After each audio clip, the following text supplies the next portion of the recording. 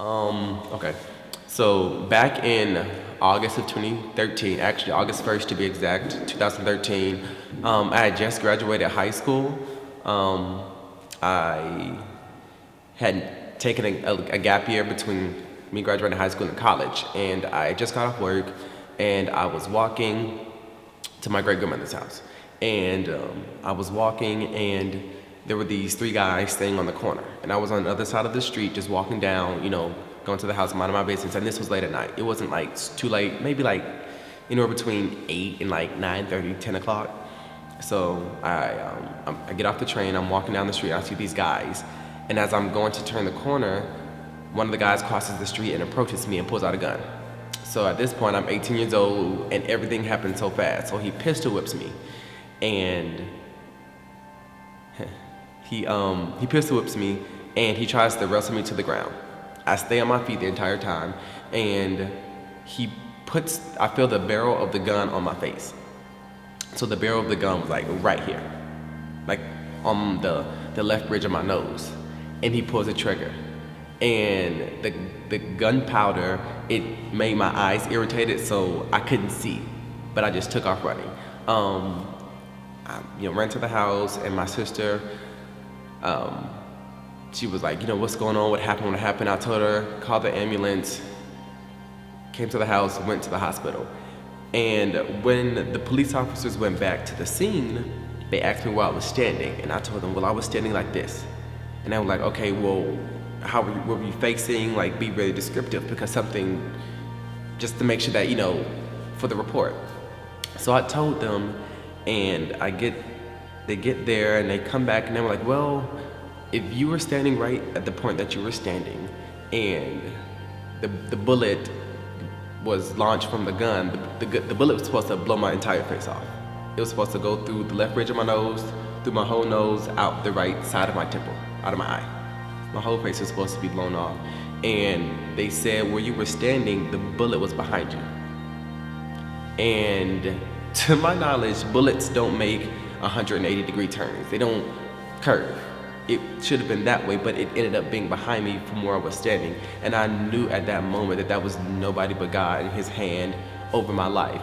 And I spoke earlier with the cast once before about it going from a walk of faith being something from that you're more biased to because you were raised up in that household, to that defining moment where you're like, God, this is personal, this is you, I know this is you. And at that moment, I knew that God's hand was on my life. You know what, that's fine. If you feel like I'm picking on you, you want to say word like pineapple or something? Why was that in my head? I'm just kidding. You have no safe word. I've been meaning to come here because it's black owned. Do y'all think this area is going to be gentrified as well? It is.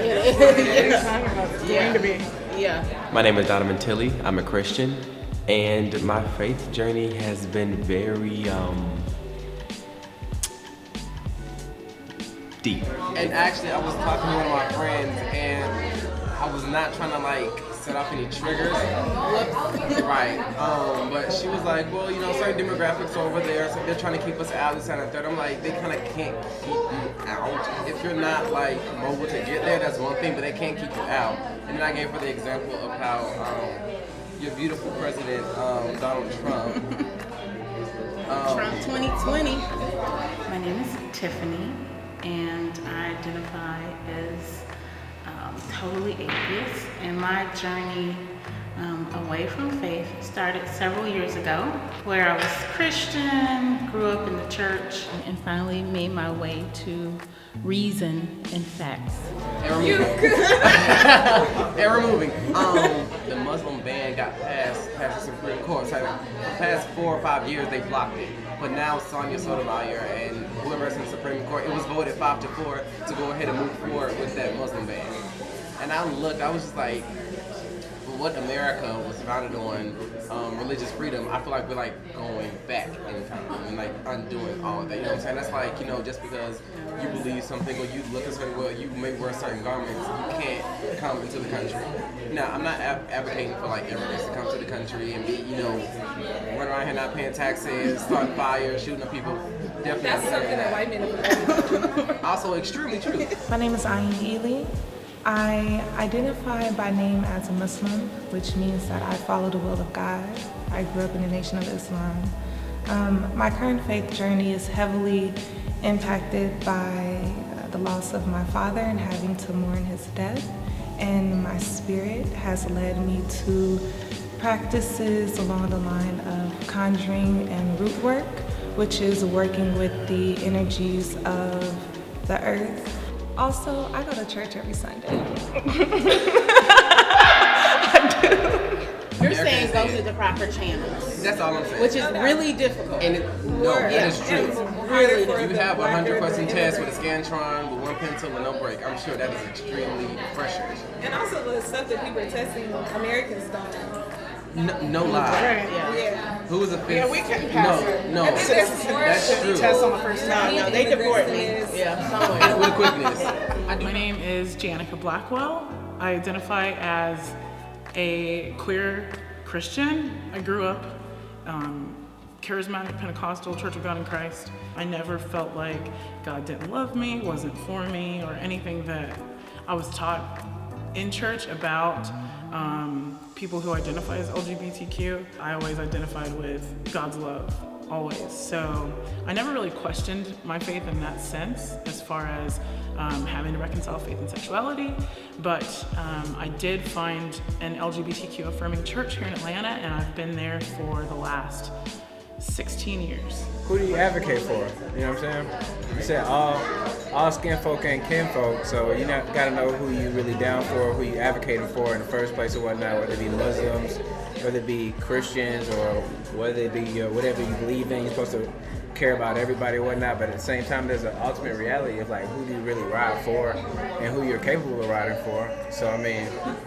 like in a religious standpoint, a faith standpoint, I mean, as a Christian, like I feel like everybody should be allowed into a space, but as somebody who's trying to be, I guess, This name was stolen. Another record reflect. I mean, for someone who knows that anybody who comes into your area affects you in some way, you know what I'm saying? You still got to be careful about who you let in, and whether you're thinking about that in an individual standpoint or a state or a country standpoint or whatnot. Again, what that process, I think somebody talked about process. That process is a real thing. Like, is America's lack of integrity or lack of process as it relates to accepting people that are not like them, is it grand to begin with? Hell nah. Right. You know what I'm saying? But is mine. What's going on, guys? My name is Shawn Walton, native Atlantan, somewhat of a non-denominational person. I was raised Baptist. My faith journey has come from that. That's kind of like the origin of it. And it also just comes with a plethora of mistakes. And my name is Shawn. It means grace. And so I think the grace that God has allowed me through a lot of my mistakes as a young man, high school, college, or early 30s, God has seen me a long way. After receiving so much grace and facing so many, I guess, close calls as it relates to my life and my well-being, I ain't got no more time for that. I really don't. When Hampton was like telling the Bahamian students to, come there to go to school, I was like, let me go sign up at, the Bahamas University. Like I went there and I did some free tuition. But then I found out it's just for the semester. Oh wow. So come fall, it's back to school or pay. I knew an HBCU wasn't for me, but what they stand for in the community that they build. Wait, what is that? You said that I knew before. I wasn't gonna go to one. So when my beloved Donovan said the HBCUs were not for him, the first thing I thought was like, but who? HBCUs were built with you in mind. Don't you know that?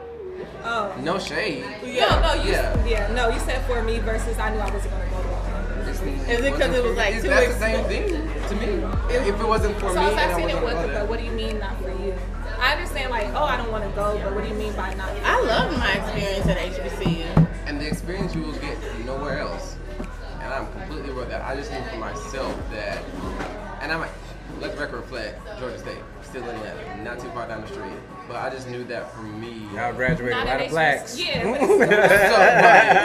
So graduated a lot of Was it blacks. like a specialized and you needed to stay in Georgia? Was you looking, because Georgia State's really affordable too, as opposed to Morehouse. I love Morehouse College.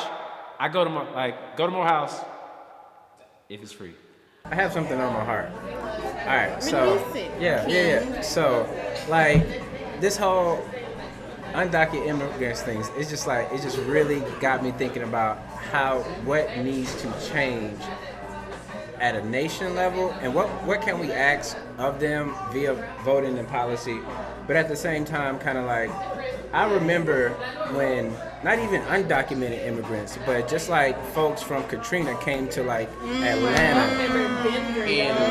And Rose. You know what I'm saying? I mean, I talked about if you let somebody in your life, that's an undocumented immigrant.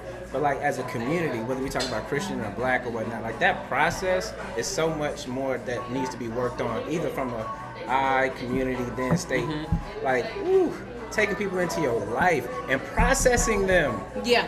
All right, so we talked about self, talked about community, we talked about state. How does your church bring in people? How does your church's process? And what, make that a little more specific. As it relates to making anybody, well, even if a homeless person came into your church or immigrant family came into your church, would your church be able to like bring them in and make them feel? That actually happened a couple months back. Yeah. I went to a white church at the time, so like one of them like where you barefoot and that kind of thing, and they were gun ho. It was like money, it was like resources. So my church that actually happened at my church a while back. We were ending service and a homeless guy came in and he was crying out like, I don't have any food, this, that, and the third. Like we were like ending prayer. Some may say attention, who knows? Don't stop trying to bring up with me, okay? So he was crying, like, I love you. Stop trying to break up with me. Yeah, I can't. It can be difficult being an out and open atheist and just mingling with people and them not thinking that you're the devil. So. Like, this is in church and in our community. It kind of bothers me, like if I go on Facebook, go on social media, and somebody's like, you know what I'm tired of in church, or you know I'm tired of in the black community. I don't like when people put that out there because it's kind of like, regardless if that's going on or not, like, okay, like, it's like your mom, like you going out, you saying something crazy, your mom like, don't let all these folks in my business. Let's handle this in the community. Don't put it out there. Like, if black people could understand that. Yo. But we should be able to criticize each other. Not in public. But so. You know, you just cancel people and let them go? Like, that's not biblical. I don't feel. I feel like, you know, we can be direct and state, you know, hey, you did this wrong. Earlier when you said that you didn't go to an HBCU because it wasn't your thing. Okay.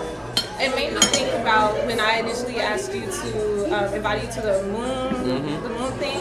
I was like, and I used to be a teacher, so I'm used to introducing folks to like new stuff and like come with that intention. That's how you learn. That's how you grow. And I'm like, yo, you want to do this? Like, I don't know if you've done it before. It's XYZ, and your response was, it's not my thing. Right. And my higher self was like, okay, yeah, no problem. And you were like, I don't mean anything like sliding. I know it wasn't personal. But my flesh was like, how you know if it's not your thing if you never tried? So in this concept of living by this notion of treating people the way you want to be treated, if you walk through life denying access to new opportunities, would you also be comfortable with other people not being open to things that you're about because they're like, I've never done it before, therefore I'm not interested? Every opportunity isn't for me. I feel that there is a very thin line with, you know, Christianity and worshiping God and things, and going over to the realm of witchcraft and black magic. I don't think that she is practicing black magic. I do not think that she is practicing witchcraft. Please correct me if I'm wrong, because I read it, but that was like some time ago. But it was something along the lines of like psychic reading or like something like that on the actual website. That didn't happen. I know that, but whether that happened or not at that moment, I saw the website. It was like palm reading, psychic reading, mediums and stuff like that, and I don't want to open myself up to that realm or aspect of anything. Like, how what's actual witchcraft and white magic? It's the fact that white people have an entire reputation and history of violence, sheer violence, and yet it's black men who get called thugs. It's black women who get called angry. Like, so would Jesus, if you go there, Jesus is gonna be like, Donovan went to a palm reading, he's out, cross his name off. Right. Just because he went to this new experience that he never, and he wanted to learn or just be amongst other human beings. It had nothing to do with Jesus said yes or no. This is Donovan. This is my decision. Right. But where does it come from? Because that's strange to me that you just couldn't go out in public with other human beings just to an event that someone invited you to because they just wanted to go. Because of what they are founded and based on what they also do. Donovan's Christian beliefs greatly limit him. It's really, really sad. What's even sadder is that he's a part of the youth ministry at his church. So I'm like, wow, he's just leading more little children into a brick wall like him.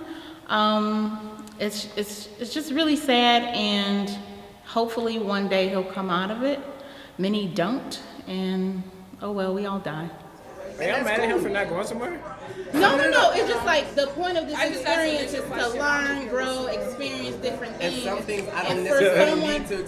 if someone said, "Oh, palm reading," you know, like, "Oh, that's the devil," you know, like. I don't think it's the devil. You think you're gonna go to hell? It's a tough question if Donovan's Christian beliefs limit him, because I see myself in him, like maybe 10, 12 years ago.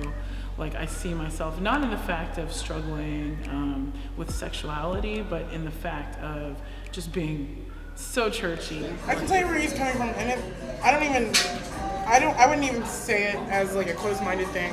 Because it's not. But it's not open. It's more but it's more of, you know, when you believe deeper in like the spiritual realm, there's things that you can open yourself. Spiritual realm, that sounds very witchcrafty. There's things that you can open yourself up to, and there's things that you can close yourself off to, and it's a choice. So he was saying, I'm not choosing to open myself up to an environment. Yeah. I mean, we're all susceptible, but I'm not choosing to open myself up to an environment that could maybe like cause spiritual damage in some way, or open up just different things that could happen in my life. Like, I mean, so I get that. I think there's a lot of assumptions, and I'm choosing not to be personally offended because this is not an nothing against you at all. I dig it, but to suggest that I'm doing something that is spiritually damaging, like that's by just simple, you know, it's implied, and like that's. I don't think that was. Honestly, that was not implied. I feel like. No, from like what you're describing, I understand that you're saying you went to the website, you did research, and because what I invited you to, like, had stuff that you're. Yeah, I do not want you to had some open preconceived myself up to notions that. about, and you didn't want to be like a part of it. I get it, and that's honestly more than fair. I really do want him to have that openness, because like it ain't too many laborers of Christ out there or whatnot, and so we got to go where we got to go, and sometimes we got to go with places that we want to go. Sometimes the calling alone is a place that we don't want to go to. I'm bad at going to things in general, so I can't. Let the record reflect. He gets a pass because he has horrible attendance. Like, I go to some things. If I fucks with you, and it's your thing, I'm going. Word. You know what I'm saying? I don't go to no random schmandoms. Yeah. You know what I'm saying?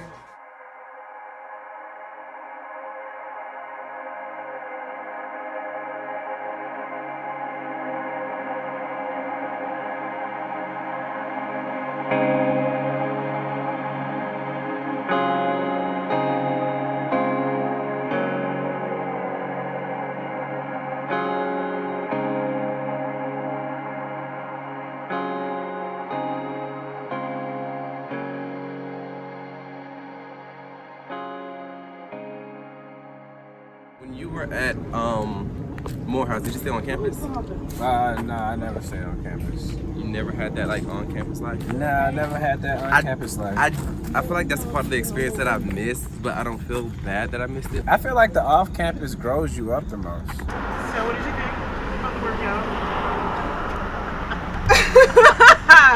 I first think Did you survive? No, I didn't. But I commend you, and I have an extreme amount of respect for your stamina. Just like, yeah. On campus is kind of like, you have RAs, you have a lot of rules. You have mini moms. You have mini moms and stuff like that or whatnot. Especially if you're a PW, you know, PWI. Yeah. Thanks. So what's been going on? A lot. But what has been weighing heavy on my heart and in my mind is a conversation I need to have with Shawn regarding Shawn. Okay. So I went to Spelman. Shawn went to my house. But Shawn was much older than I. Oh, so you knew him? Yeah, well, Or I you knew know him? of him, particularly because the narrative around Shawn when I was a freshman was to stay away from him and watch out. Oh. It was a narrative of him being a predator. After high school, I did kind of slope into like a very small thing of depression because like I got robbed and I got shot in the face. And at that point, I was just kind of like, whoa, okay, wait. Beyond that, there's a record of him having committed several offenses and harms ranging from sexual harassment to harassment regarding not respecting people's boundaries. Like if I'm like, you know, it's like, I don't want to talk to you, I'm not interested. And they keep pushing and they keep pushing and they keep pushing. It's like, at this point, you're not respecting my no. Yeah, that's not okay. No. It's just different to get up out of those like ruts and those moments and those like, I don't know, everybody's different. Like I'm sure you've had those moments like to where you're just like, some people say depression, some people don't like to use that word, some people say low moments. So also just a record of him being a rape apologist, meaning if someone is accused of rape, he would go to the person who's accused of rape and be like, yo, I'm sorry that's happening to you. As if they're the victim. And statistics show that men are more likely to be raped than they are to be accused of rape. We gotta be mindful to not mix in the history of white women lying on black men regarding rape in this context because it's separate. I just recently read in this book called Let Your Life Speak by this guy named Patrick Palmer. Is that his therapist kind of asked him to see if you can look at depression as your friend that's grounding you to a place that you can truly grow to your true self. I completely understand and comprehend that statement. Yeah, so I look at depression like now it's my first time at least thinking of depression as like a friend because like, really? You know, where can you really grow from but the bottom? So I feel as a community, grassroots community organizer, as a lover of black people, as someone who is really invested in black liberation and all of us being involved in that, a responsibility to name it,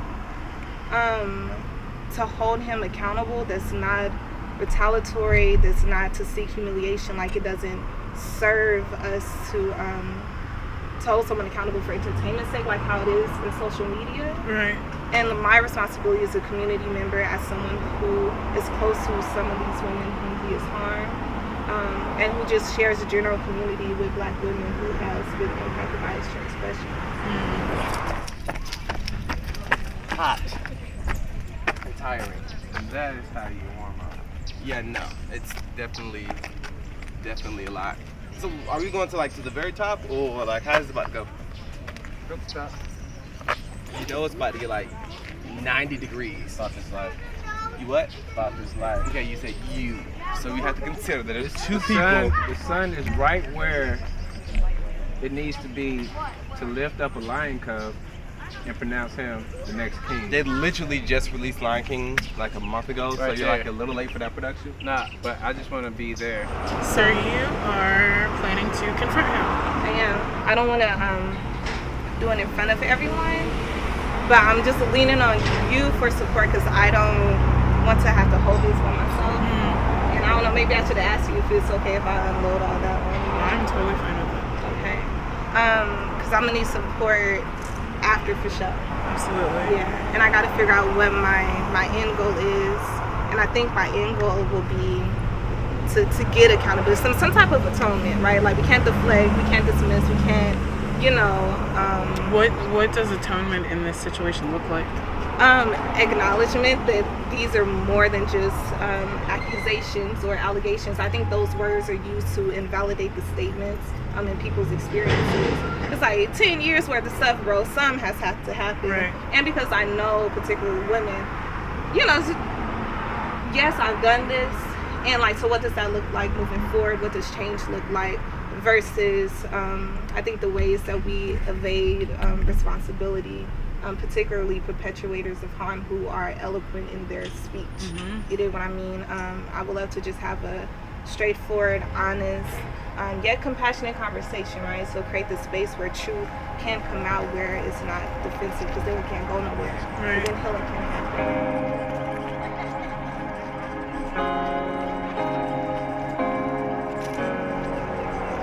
I'll definitely be praying for you Thank you. to have peace Yeah. and boldness and speak and say what you need to say and not cower to whatever power he thinks he has in this situation, because it sounds like you're the only person taking the initiative to confront him, and so that's bold. It is. Thank you. Thank you for that.